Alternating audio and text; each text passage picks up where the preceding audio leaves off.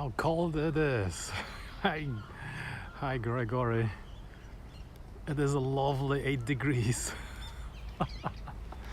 Feels beautiful. Well, because of the clouds, it's nice and chilly. It felt so great in the morning when it was dark and not so laser shiny as it usually is. Just amazing. Wish it was more of this weather. But then, if you have this weather in Europe, you just keep on complaining. Oh, it's so dark and cold. Yeah. Big difference, No sun and you can relax. You can see it's so cold, no one's here. The kiosk is running. Oh, they have gochampon, those machines there, the green thing. Gacha machines. You can get different.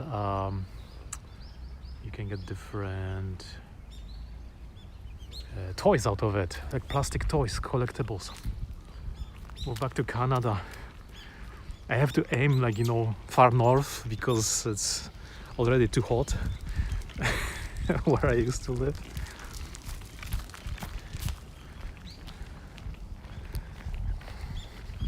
Global warming. Global warming. They planted this, I think, maybe 6 months ago. Nothing has died.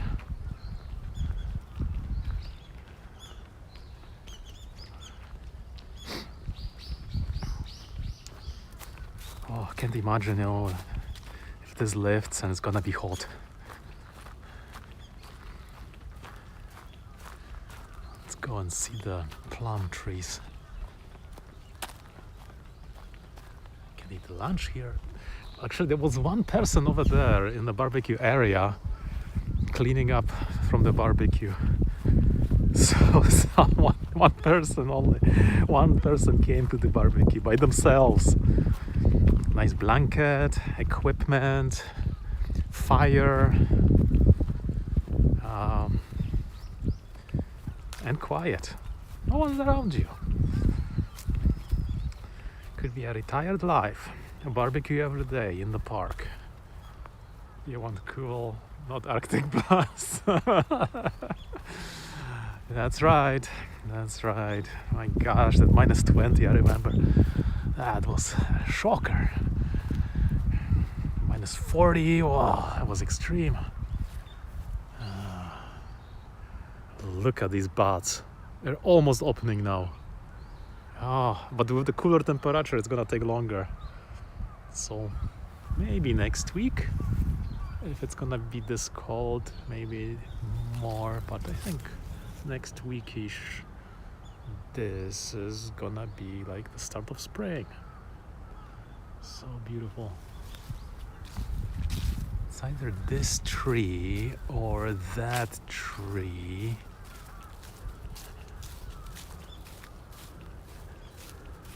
I think that's gonna be the first one.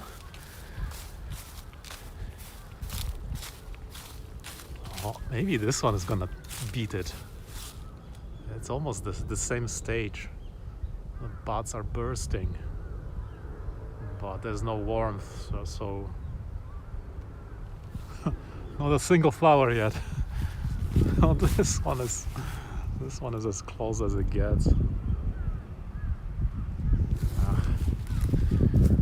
There's another tree over there, and I don't think it's going to bloom. I think these ones that we saw are the first in line.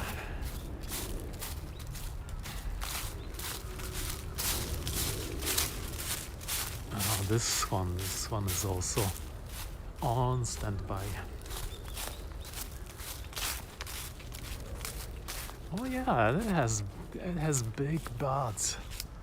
Maybe all three will bloom. Looks quite exciting. Middle of January, this is the coldest it gets.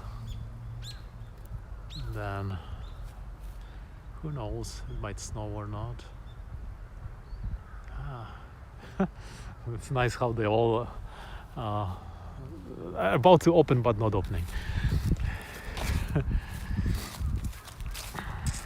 I was watching Vendée Globe today, and I still have to see the Charlie Dalin, the winner of the 10th edition, and his hero's welcome at the Le Sable d'Olonne. I'm watching the live that was recorded, and it's amazing. His boat is, I mean, I'm at the stage that his boat is still aiming and tacking, doing the last tack for the finish line, and then he's gonna, you know, have some preparations. There's a whole fleet of camera boats following him now, and one helicopter.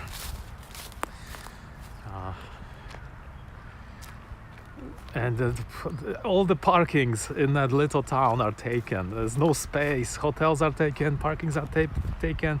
There are thousands and thousands of people lining up to welcome the winner. I wonder if they're gonna welcome the second guy, and you know, all the other ones. The other ones are so far away.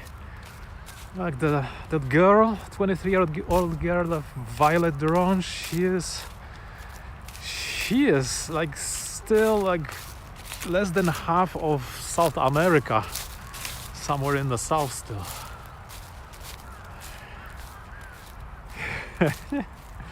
It's incredible how fast these boats are, and this is another record, world record, 69 days.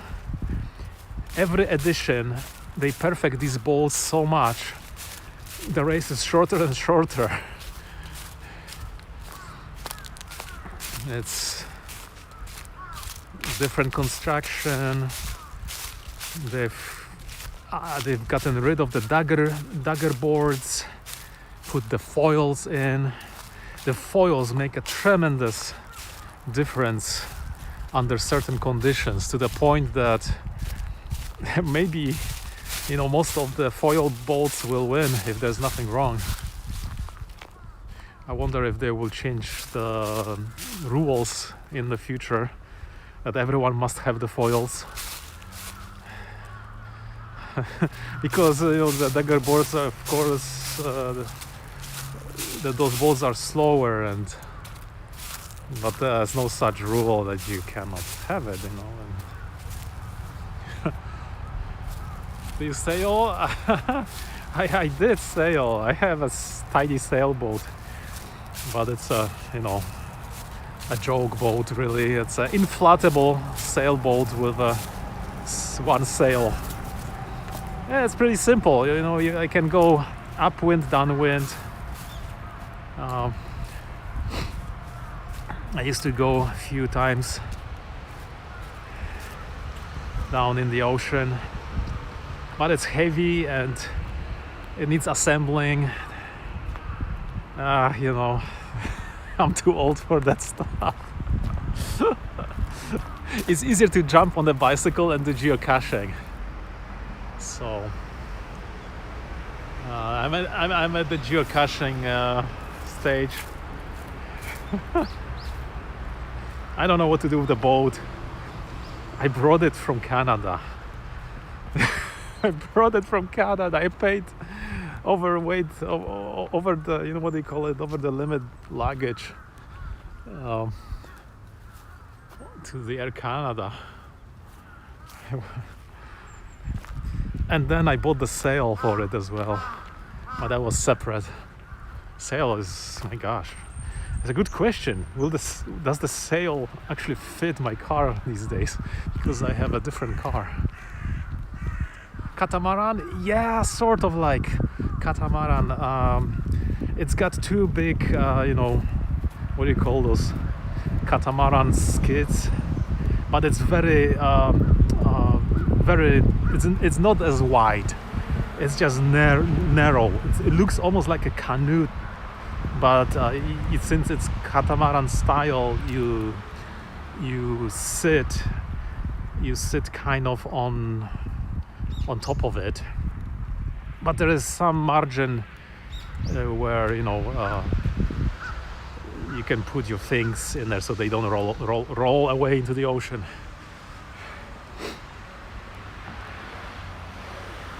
Yeah, and then it's once you're done, you have to wheel it back. It's super heavy to wheel it on the wheels. It's like building pyramids in Egypt and pushing a stone or a boulder. And then I have to wash it from the ocean water. Yeah, it's tricky.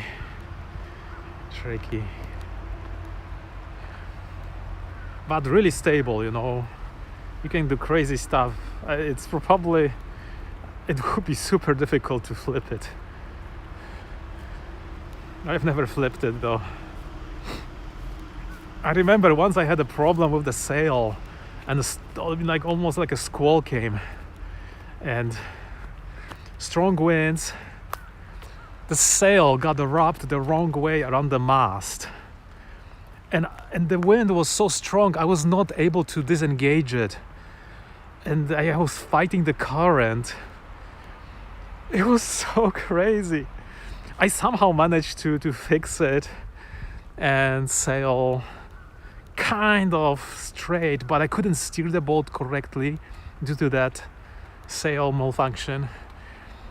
I almost went by the surfer he was there almost in the cloudy weather. I almost ran him over. I just couldn't steer the boat anymore. Inflatables are not allowed. Yeah. Yeah, here anything is allowed.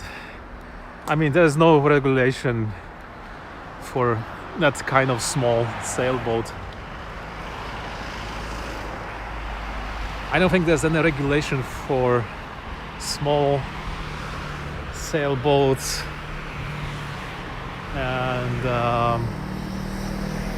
only I think the ones with the engine need license. Keeps you in shape. Yeah, I'm scared now to go and do it because the boat is old. If it's gonna malfunction and I'm gonna sink, I don't know. I don't want to go down with the boat. And then being close to the shore, there's always huge waves, and you have to find behind the wave breaker place to launch it. It's tricky, and make sure there are no people around or in your path, and it's a lot of fun. When I first sailed on it, I only knew, in theory, how to do sailing, and I was like, okay, I'm going down with the wind, and hopefully my idea of going upwind will work and I'll come back. But just for emergency, I have an oar, so I can put the sail down and paddle. But when the currents are strong, oh my god, it's crazy. Even with the oar, it's very, very difficult. Yeah. I used to do fishing from that boat as well. Fishing was really fun. But I don't think I had the right equipment because I caught so many fish, I couldn't take them out of the ocean. I put a line with 6 hooks, and so many fish got caught, I could not take them out. And when I took them out, I couldn't catch them all because they were all flipping on the on board, and most of them have gotten away.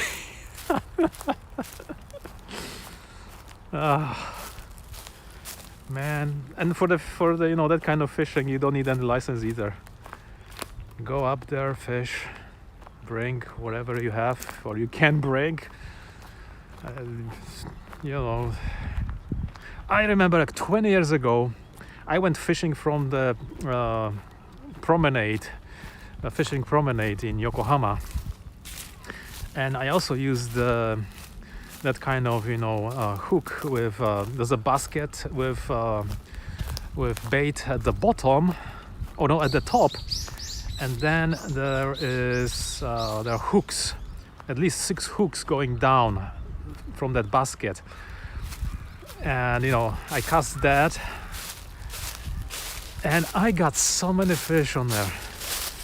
I spent maybe 2 hours fishing. I had a full shopping bags of sardines. Like every time the school of sardines came, they all bit on one of those hooks, and taking that out was crazy because they are jumping. They are putting knots in the line. It's just crazy. And you want to catch them and put them in the bag and not puncture yourself with the hook. I had a whole shopping bag of sardines. Like I was going there, like going to the zoo and feeding seals with like a zookeeper. And then at home I cleaned that stuff. That took forever. They were probably already decomposing. But the taste, my god, they were good. Oh, it was like the freshest good fish sardine I've ever had. The ones from the can, they don't compare even. So yeah, the 6 hook one, it's some kind of maybe it's some popular Japanese way of fishing. If you want to cast for smaller fish, they come in schools, something like the flying fish or something. Oh, I saw flying fish too. Once I was on a boat sailing, and I freaked out because there's this thing flying, and like, holy cow, it's not a bird and it's gone in the water. It was a flying fish. It was so amazing. Once I saw, when you see schools of fish, they jump out and it's like a rain on the water. It's quiet. Some experience. Or once I had just no luck fishing at all. I was on the boat, I casted my 6 hook contraptions, and I'm waiting, and there's this basket with it's a polyester mesh basket with shrimp bait. And I kind of feel something is nudging on the line, and I feel maybe there's something there. And then I noticed, geez, something is too light here. I wind up all the line back, and I noticed something has eaten, like amputated the polyester basket away. Like, what kind of powerful teeth the fish could have to like it? They just cut it easier than scissors, and it was gone. No cooler full of ice. It was just 2 hours, so no. It was okay in the bags. So there was some fish that just amputated my baskets, and it happened twice, and I was like, I have no equipment. No equipment. It's like it's like a shoelace type of material. How the heck can you bite through the shoelace? Or maybe a mesh made of that kind of material. It's probably the strongest there is of synthetic materials, because it's all woven. And anyway, that was crazy. But right in the same place, I got fugu fish, and those little ones, gosh, they were not little ones, they're big, and the thing is, they have teeth, really big teeth. They could seriously take a finger with ease. So you have to watch for that. Maybe those were the ones that took my baskets away. Surgical removal. Well, but I had to unhook the fugus and throw them back in because you cannot eat them. They are just full of toxin. But then I got some nice tropical yellowfish. Yeah, those were quite okay. They look better underwater. Yeah. And when I was on the boat, and I didn't care to bring ice. I was already tired with all the weight. I was just thinking, I want to catch whatever I catch, put them in the I have the bucket on board. So if they can survive for some time in that bucket, maybe that's enough. That's all from my adventures of fishing. And then sometimes I go surfing and I see these huge 40-centimeter fish jumping above water. I mean, there are people standing there at the shore trying to catch them. Of course, they stand there for 4 hours and they catch zero fish. And then come those birds of prey, kites. They fly slowly, dive without even getting under the water, and they take these fish effortlessly into their legs, and I guess they have a lunch for free. Shark. I don't know, You think shark could bite such thing? I was sitting there with legs in the water, kind of, because it was hot.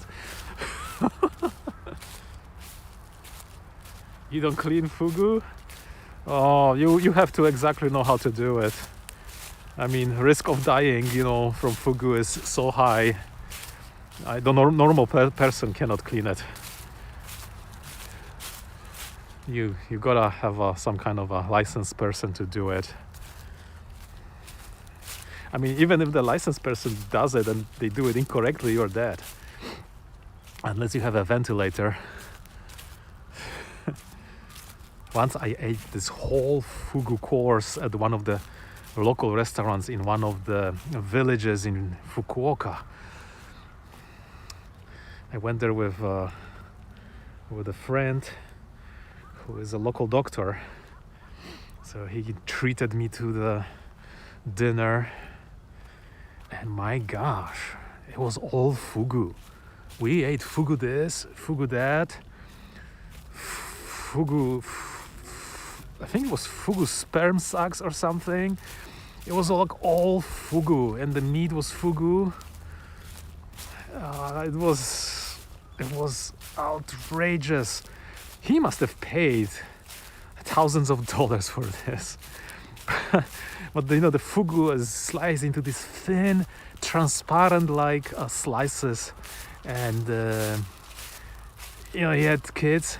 Kids were like vacuum cleaners. They would just go and take that $500 platter and clean it in a few minutes. It was it was crazy. Then I was eating the fugu soup, and of course the raw fugu. Oh man, I've ate everything, and I'm still alive, so barracuda, yeah, who knows. Once I saw one of those eels or sea snakes swimming close to the surfers, so they have teeth as well. Something's coming.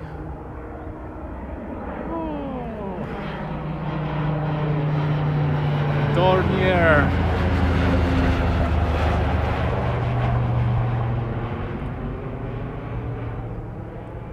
Bon voyage.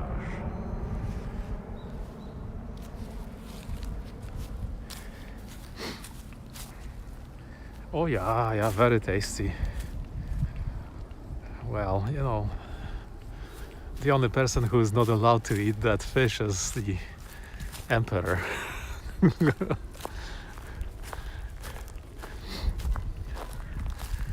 But oh my gosh, if you ever have chance, try fresh fugu, you know, caught the same day, cut the same day, raw.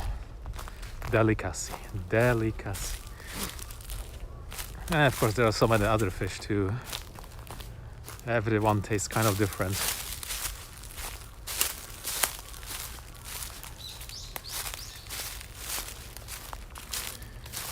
Or you know, like a real sushi bar, you go there. I went to this sushi bar once. It was also in a little village in Fukuoka somewhere. And then, you know, while I was waiting for the sushi made of a whale, sprinkled with gold leaf, this half-drunk Japanese guy comes in and sits next to me. He's like, you know, like I'm filming my stuff with a camera, and he sees me as like a foreigner sitting there, and like he's already starting, you know, like, hey, I am a Japanese nationalist. I'm like, yeah, what do you have there? Oh, you have a Sony camera. Ah, I can forgive you. That was weird, man. Yeah, moray eel, yeah, those are dangerous, I think. But my gosh, I ate a whale there, I ate a whole bunch of other fish. I think we spent like $800 in there. Something like that. Incredible. And you know, this is like the real sushi. Like the fish are like swimming on the tank on the left. You just tell the chef, yeah, I want that fish right at the back there. He takes it out. He slices it right in front of you because he has a counter in front of you. He puts it like, you know, he prepares it, and he does everything in front of you with bare hands. No gloves or anything, you know, bare hands. And then finally he presents the stuff to you, and I didn't know what to eat, you know, and my friend said, yeah, he doesn't know what to eat, and the chef said, okay, we'll make a surprise for you. He got something there for me. It was cool, really good, very yummy. Ah, yeah, the good times. Anyway, I gotta get going to enjoy the rest of this cold day. Thanks for coming. Try fugu. Done by a licensed chef. You cannot do it yourself. Very weird, yeah. Anyway, take care for now, and happy Thursday in the future. Bye bye.